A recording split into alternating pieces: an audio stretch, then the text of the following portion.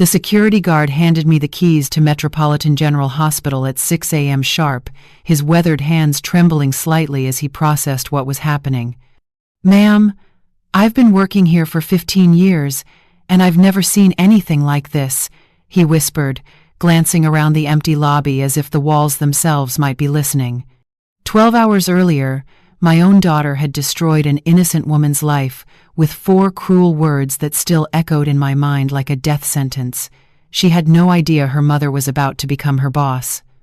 My name is Anna Newell, and at 52, I thought I'd seen everything the business world could throw at me. Building a pharmaceutical empire from absolutely nothing had taught me about betrayal, about cutthroat competition, about the price of success. But nothing had prepared me for the moment when my own daughter, Dr. Evelyn Newell, looked a hard-working nurse straight in the eye and declared her worthless. The nurse's name was Brielle Santos, and she had just become the reason I was about to make the most expensive impulse purchase of my life. As I walked through those sterile corridors in the pre-dawn darkness, my heels clicking against the polished floors like a countdown timer, I couldn't stop replaying the scene from the hospital board meeting. Evelyn had stood there in her pristine white coat, her blonde hair pulled back in that perfect bun she'd worn since medical school, speaking about Brielle like she was discussing faulty equipment that needed to be discarded. The confidence in her voice, the casual cruelty of her words, the way she dismissed 30 years of dedicated service with the wave of her manicured hand, it was like watching a stranger wearing my daughter's face. Brielle Santos represented everything I'd once hoped Evelyn would become. At 48, she was a single mother who had worked her way up from a nursing assistant to head trauma nurse, often pulling double shifts to support her 3 children and care for her disabled teenage son. I'd met her during my volunteer work at the hospital's free clinic, where she treated every patient with the same gentle compassion regardless of their ability to pay. She reminded me of myself 20 years ago, fighting tooth and nail to build something better for my family, never losing sight of what really mattered. The hospital acquisition had taken exactly 72 hours to orchestrate. While Evelyn slept peacefully in her luxury apartment, completely unaware of the storm brewing around her, I had mobilized my entire network of lawyers, accountants, and investment advisors. Metropolitan General was drowning in debt from a failed expansion project, making them vulnerable to exactly the kind of aggressive buyout I specialized in. My pharmaceutical company had the liquidity, the connections, and most importantly, the motivation to make it happen. But this wasn't just about money or power or teaching my daughter a lesson about humility. This was about the moment I realized I had failed as a mother. Somewhere between building my empire and ensuring Evelyn had every advantage I never had, I'd forgotten to teach her the most important lesson of all, that success means nothing if you lose your humanity in the process.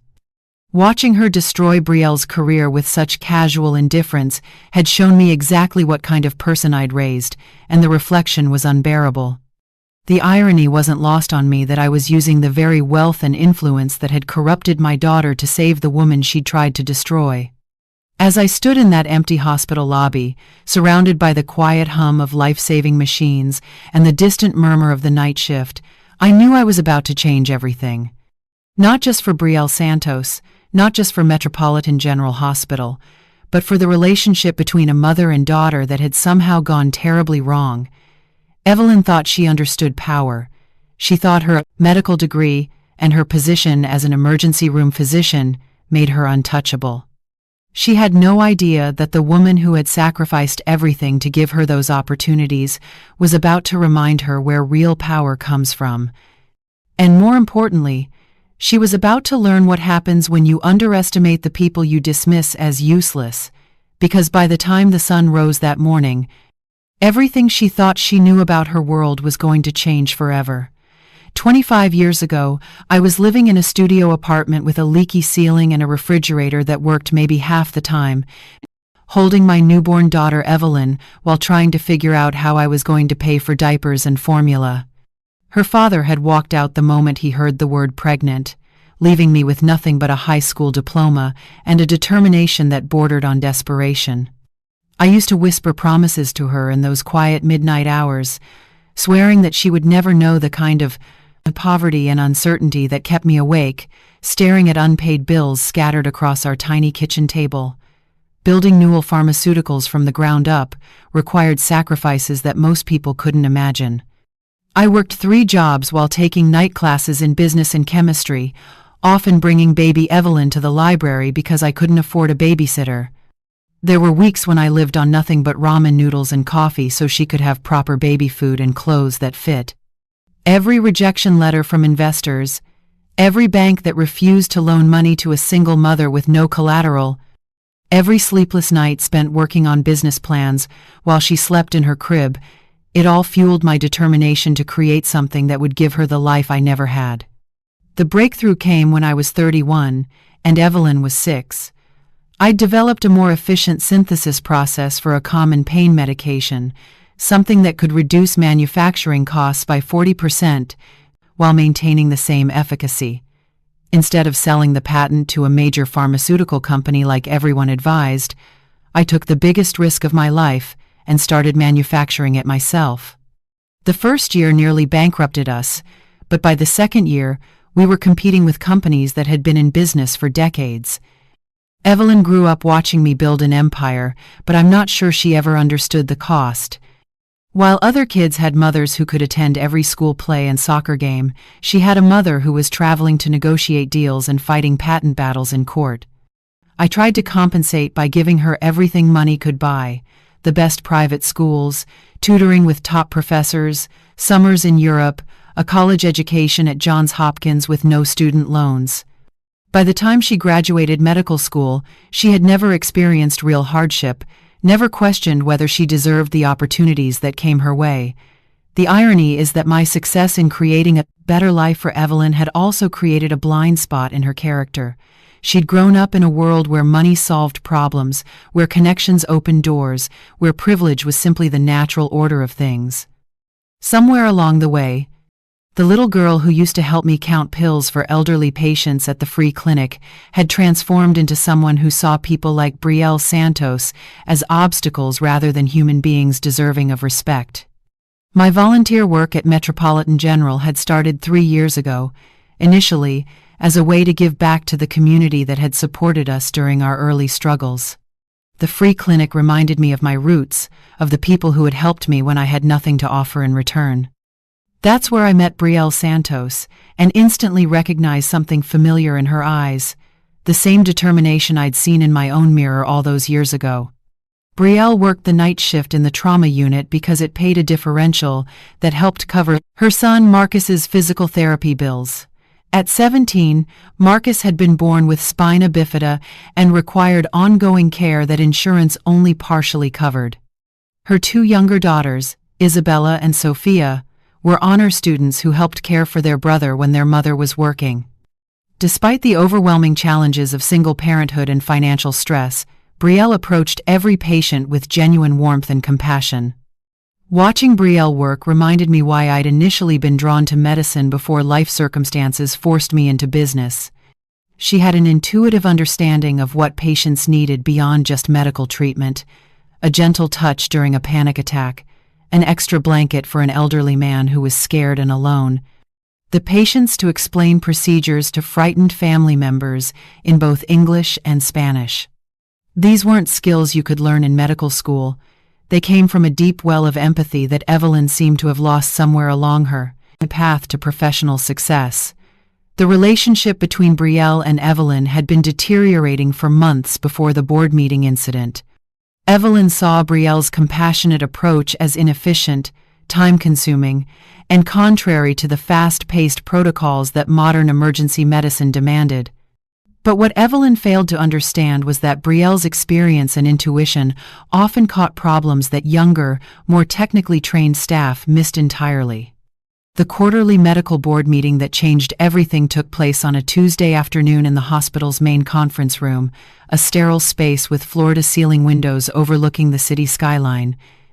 I attended as a major donor and board observer, a position that had become routine since I'd started contributing significantly to the hospital's charitable foundation. The agenda seemed standard: budget reviews, staffing updates, patient satisfaction metrics, nothing that suggested the devastating confrontation that was about to unfold. Dr. Patricia Moorfield, the chief medical officer, had just finished presenting staffing efficiency reports when she opened the floor for departmental concerns. That's when Evelyn stood up, her movement precise and calculated like everything else she did. She was impeccably dressed in her tailored white coat, her stethoscope draped around her neck like a symbol of authority, her expression cool and professional. But there was something predatory in her posture that made my stomach clench with foreboding. "I need to address a serious issue in the emergency department regarding nurse performance standards," Evelyn began, her voice carrying the kind of clinical detachment she used when discussing treatment protocols. "Specifically, I'm requesting the immediate termination of Brielle Santos for consistent insubordination and failure to adapt to modern emergency medicine practices." The words hit the room like a physical blow, and I watched several board members shift uncomfortably in their chairs. Evelyn had prepared a methodical presentation designed to destroy Brielle's reputation with surgical precision. She clicked through PowerPoint slides showing patient wait times, protocol compliance metrics, and incident reports that painted Brielle as a liability to departmental efficiency. "Ms. Santos consistently questions medical decisions in front of patients and families, undermining physician authority and creating doubt about our treatment protocols," Evelyn stated matter-of-factly.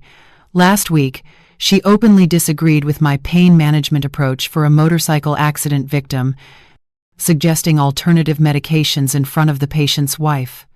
What Evelyn didn't mention was that Brielle's suggestion had been medically sound and based on her knowledge of the patient's previously undocumented drug allergies that she'd discovered through careful questioning. She also failed to explain that Brielle's insubordination often involved advocating for patients who couldn't advocate for themselves, or taking extra time to comfort families during traumatic situations. Dr. Moorfield nodded approvingly as Evelyn continued her character assassination. "Furthermore, Ms. Santos represents the outdated nursing model that prioritizes emotional comfort over clinical efficiency. She spends excessive time talking to patients about non-medical concerns, falls behind on digital documentation requirements, and questions standing orders that have been established through evidence-based protocols." The clinical language couldn't disguise what was essentially a generational attack on everything Brielle represented. The most devastating moment came when Evelyn pulled up Brielle's recent performance evaluation, which showed slower completion times for certain tasks compared to younger nurses. "The data clearly demonstrates that Ms. Santos can no longer meet the demands of modern emergency medicine," Evelyn declared with the confidence of someone who had never questioned whether efficiency and compassion could coexist. "She's become a bottleneck in our patient flow, and her resistance to technological updates poses a risk to department-wide productivity." I watched in growing horror as other physicians nodded in agreement, seduced by Evelyn's presentation of carefully selected statistics that stripped away all context and humanity. Nobody mentioned that Brielle's slower task completion often resulted in catching medication errors, identifying missed symptoms, or providing crucial emotional support that prevented patient complaints and lawsuits. Nobody talked about her perfect attendance record, her willingness to work overtime during emergencies, or her role as an unofficial mentor to new nursing staff. When Dr. Moorfield asked if anyone had questions or concerns about the recommendation, the room fell silent. These were intelligent, educated people who should have recognized the flaws in Evelyn's argument, but they were intimidated by her reputation as a rising star in emergency medicine. Brielle wasn't there to defend herself, having no idea that her 30-year career was being systematically dismantled by someone she'd once tried to help succeed. The final blow came when Evelyn looked directly at me across the conference table and said, "Sometimes difficult decisions are necessary for the greater good. Ms. Santos represents an outdated approach to patient care that's simply incompatible with modern medical standards. She's useless now, and keeping her on staff does a disservice to both our patients and our younger, more adaptable nursing personnel." The casual cruelty of those words, "she's useless now," spoken about a woman who had dedicated her entire adult life to caring for others, struck me like a physical assault. That night, I couldn't close my eyes without seeing Brielle's face as she cleaned out her locker, her hands shaking as she packed 30 years of memories into a cardboard box. The image haunted me as I sat in my home office, surrounded by the awards and photographs that documented my rise from poverty to pharmaceutical industry leadership. Every achievement on those walls suddenly felt hollow when measured against the reality of what my success had cost my daughter's soul. I started researching Metropolitan General Hospital at 11 p.m., diving deep into their financial records with the same methodical intensity I'd once used to analyze potential acquisition targets. What I discovered was an institution teetering on the edge of financial collapse, held together by loans, grants, and increasingly desperate cost-cutting measures. The failed expansion into their satellite clinics had drained their reserves, while recent malpractice settlements had sent their insurance premiums skyrocketing. The numbers told a story of mismanagement and overextension that made them vulnerable to exactly the kind of aggressive buyout I had perfected during my early years building Newell Pharmaceuticals. Their parent company, HealthCorp Regional, was a publicly traded entity struggling with debt obligations across multiple properties. A strategic acquisition offer, structured correctly, could save them from bankruptcy while giving me the control I needed to implement real change. By 1 a.m., I had mapped out their entire corporate structure, identified key stakeholders, and calculated the minimum offer that would be impossible to refuse. The beauty of hostile takeovers is that desperation makes people rational very quickly, and Metropolitan General was desperately in need of a lifeline. My pharmaceutical company had the liquid assets and credit lines necessary to make this happen, but more importantly, I had the motivation that money alone couldn't buy. I called my chief financial officer, David Chen, at 2 a.m., knowing he was used to my unconventional business hours during major deals. "David, I need you to structure an acquisition offer for Metropolitan General Hospital," I said without preamble. "I want controlling interest, and I want it completed within 72 hours. There was a pause on the other end of the line, followed by the sound of David's computer firing up as he processed the magnitude of what I was requesting. "Anna, healthcare acquisitions are incredibly complex," David warned, his voice thick with sleep but already shifting into professional mode. "The regulatory requirements alone could take months, and hospital acquisitions require extensive due diligence." I cut him off before he could list all the reasons why this was impossible. "David, I'm not asking if it's easy. I'm asking if it's doable with unlimited resources and total commitment. Can we make this happen?" The silence stretched for nearly 30 seconds before David's voice returned, now fully alert and calculating. "If we structure it as an asset acquisition through your pharmaceutical company's healthcare division, we could potentially expedite the process. HealthCorp Regional is in bad enough shape that they might accept a premium offer to avoid bankruptcy proceedings. But Anna, this is going to cost 8 figures, minimum." Money had never been the issue. My pharmaceutical company's portfolio was worth more than $200 million, and I'd been conservative with investments specifically to maintain the liquidity for opportunities like this. The real question wasn't whether I could afford to buy a struggling hospital, but whether I was prepared to use my life's work to teach my daughter a lesson about humanity and respect. I spent the next hour on conference calls with lawyers, accountants, and investment advisors, building the framework for what would become the fastest hospital acquisition in regional history. My attorney, Sarah Williams, raised concerns about the personal nature of my motivation, warning that emotional decisions often led to poor business outcomes. But she didn't understand that this wasn't about business anymore. This was about saving whatever remained of my relationship with my daughter before her arrogance and privilege destroyed her completely. The legal team worked through the night, preparing documents that would give me not just ownership of Metropolitan General, but complete authority over personnel decisions, operational protocols, and departmental management. I specifically insisted on clauses that would protect nursing staff from arbitrary termination and establish patient care standards that prioritized both efficiency and compassion. By dawn, the offer was ready to present to HealthCorp Regional's board of directors, and I had become the woman who was about to buy an entire hospital to prove a point about kindness. The irony wasn't lost on me that I was using the very wealth and power that had corrupted Evelyn to demonstrate the values she had forgotten. But sometimes the only language privilege understands is the language of consequence. Monday. Morning arrived with the kind of crisp autumn air that made everything feel possible, though I suspect that had more to do with the manila envelope of legal documents in my briefcase than the weather. I had arranged for the announcement to take place during the weekly department heads meeting, a gathering that typically focused on mundane administrative details, but would instead become the moment everything changed at Metropolitan General Hospital. I arrived 30 minutes early, accompanied by my legal team and the new interim hospital administrator I'd hired over the weekend. The conference room gradually filled with familiar faces: Dr. Seltheri, Moorfield, various department heads, and eventually Evelyn, who walked in with the confident stride of someone who assumed she was about to be commended for her decisive action regarding Brielle Santos.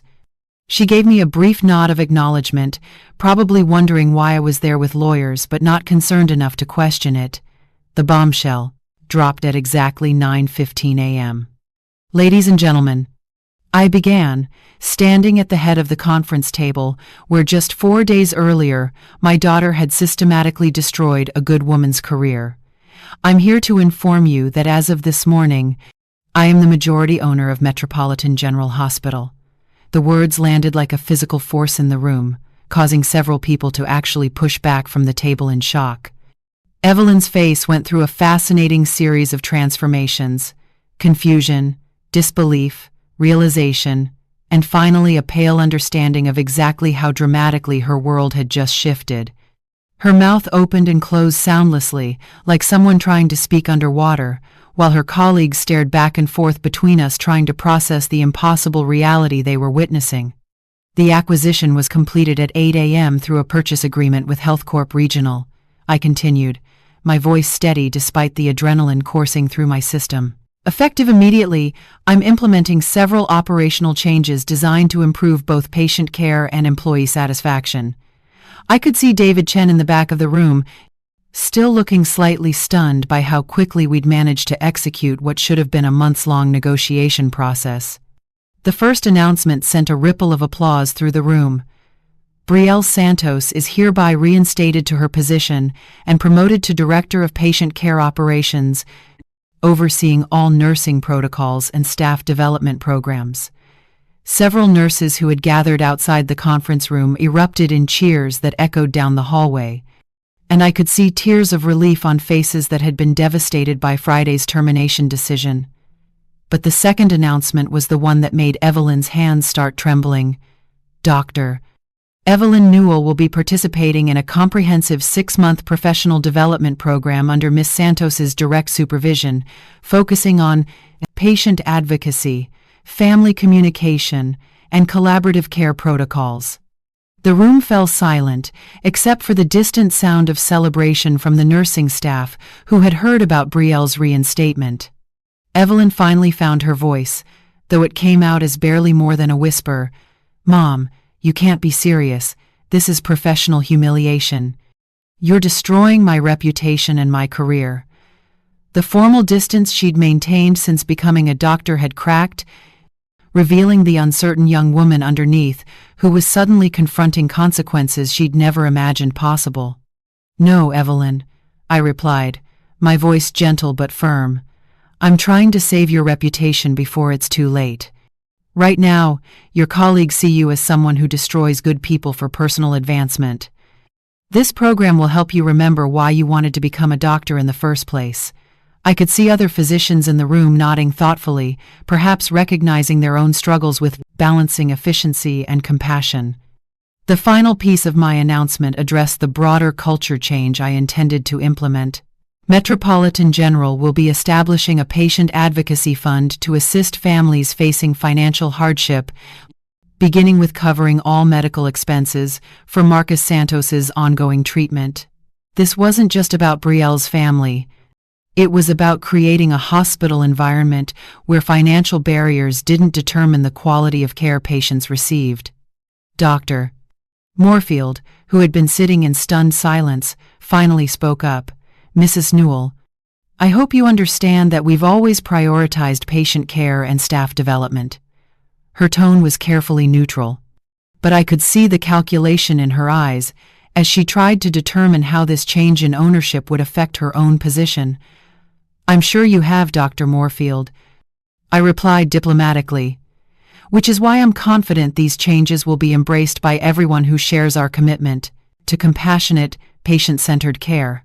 The implication was clear: those who couldn't adapt to a culture that valued both efficiency and humanity would need to find opportunities elsewhere. 8 months later, I stood in the same conference room where this journey had begun, but everything about Metropolitan General Hospital had transformed in ways that went far beyond mere policy changes. The quarterly board meeting was reviewing patient satisfaction scores that had reached record highs, staff retention rates that had improved by 40%, and a waiting list of nurses who wanted to work in an environment where experience and compassion were valued alongside technical competence. The most remarkable transformation, however, was sitting 2 seats to my left. Evelyn had initially fought the professional development program with the same intensity she'd once applied to her medical studies, viewing it as punishment rather than opportunity. The first month had been particularly difficult, with daily conflicts between her efficiency-focused approach and Brielle's patient-centered methodology. I watched from a distance as my daughter struggled with the humbling experience of learning from someone she had tried to destroy. The breakthrough came during a particularly challenging night shift when an elderly patient named Mrs. Rodriguez was brought in after a stroke. While Evelyn focused on the immediate medical protocols, Brielle quietly discovered that Mrs. Rodriguez was terrified because she didn't speak English and didn't understand what was happening to her. Instead of dismissing this as irrelevant to treatment, Brielle brought in a Spanish-speaking volunteer and took the time to explain each procedure, holding Mrs. Rodriguez's hand while Evelyn worked.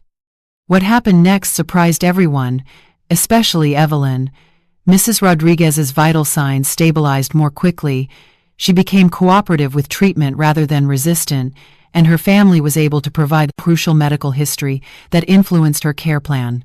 For the first time, Evelyn witnessed how compassion could actually improve medical outcomes rather than hindering them. That night marked the beginning of a fundamental shift in how she understood the practice of medicine. Brielle's influence extended far beyond just Evelyn's education. As Director of Patient Care Operations, she had implemented mentorship programs that paired experienced nurses with recent graduates, created patient advocacy protocols that addressed both medical and emotional needs, and established communication standards that made families feel like partners in care rather than obstacles to efficiency. The hospital's patient complaint rate had dropped to the lowest level in its history, while commendation letters had increased by 300%. The ripple effects of treating staff with respect and dignity had been equally transformative. Nursing turnover, which had been a chronic problem, virtually disappeared as word spread about Metropolitan General's commitment to supporting its employees. Brielle had used her new authority to establish child care assistance programs, continuing education opportunities, and flexible scheduling that recognized the complex lives of working parents. The staff morale surveys showed improvement across every category measured. Marcus Santos's progress had become a symbol of what was possible when financial barriers were removed from healthcare decisions. The comprehensive treatment program funded by the Patient Advocacy Fund had dramatically improved his mobility and independence, while his sisters Isabella and Sophia had both received college scholarships through the hospital's community outreach program. Brielle's family had become poster examples of how supporting employees ultimately benefited the entire community. Perhaps most importantly, the relationship between mother and daughter had been rebuilt on a foundation of mutual respect rather than obligation or expectation. Evelyn had written me a letter after completing her 6-month program, expressing gratitude for what she initially viewed as the most humiliating experience of her professional life. She'd learned that true medical expertise wasn't just about clinical knowledge, but about understanding that every patient was someone's mother, father, spouse, or child who deserved to be treated with dignity regardless of their circumstances. The financial investment in acquiring Metropolitan General had proven to be sound business as well as personal decision. The hospital's improved reputation had attracted new physician partnerships, increased patient volume, and established relationships with insurance providers who valued institutions known for quality care and patient satisfaction. What had started as an expensive lesson in humility had become a profitable example of how compassionate healthcare could be both financially sustainable and personally rewarding. As I watched Evelyn present her own patient care initiatives to the board, proposing programs that prioritized both efficiency and empathy, I realized that sometimes the most important things we can teach our children can't be learned in classrooms or lecture halls. Sometimes love requires us to take dramatic action to save someone from becoming a person we can no longer recognize or respect. And sometimes the people we dismiss as useless are exactly the ones we need to remind us of who we're supposed to be. The lesson wasn't just about the hospital, or about nursing, or even about the healthcare industry. It was about remembering that success without humanity is just sophisticated failure, and that the most valuable people in our lives are often the ones who teach us how to be better versions of ourselves.